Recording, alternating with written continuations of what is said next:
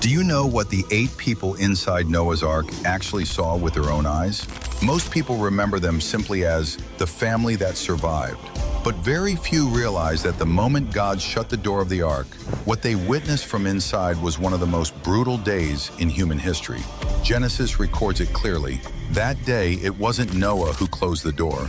It was the Lord himself who shut it behind them. Inside the ark were 8 people and a small number of chosen lives.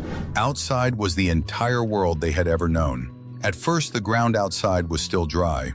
Perhaps they could still hear laughter in the distance, the sounds of animals, the rhythm of ordinary life. But they all knew one thing. Once that door was closed, there was no going back to check one last time. Then the first thunder cracked across the horizon. Rain began to strike the wooden walls, soft at first, then heavier, closer, relentless. The ground started to disappear beneath rising water. The ark lifted, rocked violently in the waves. Animals panicked and cried out.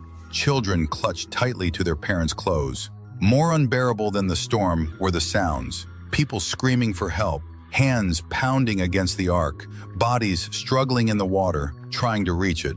And those inside understood something terrifying.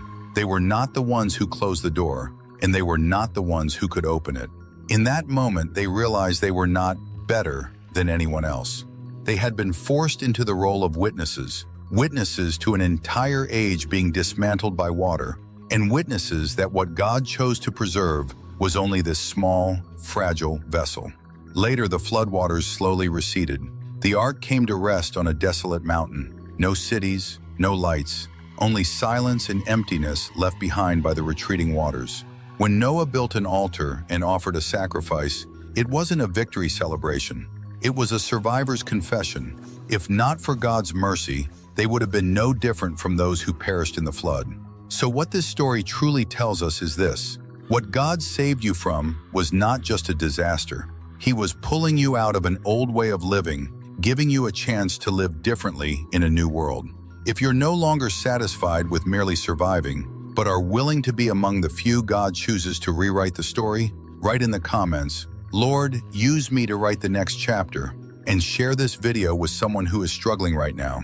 Let them know, maybe they haven't been abandoned. Maybe they've been placed inside the ark for a season, being prepared to step into an entirely new world.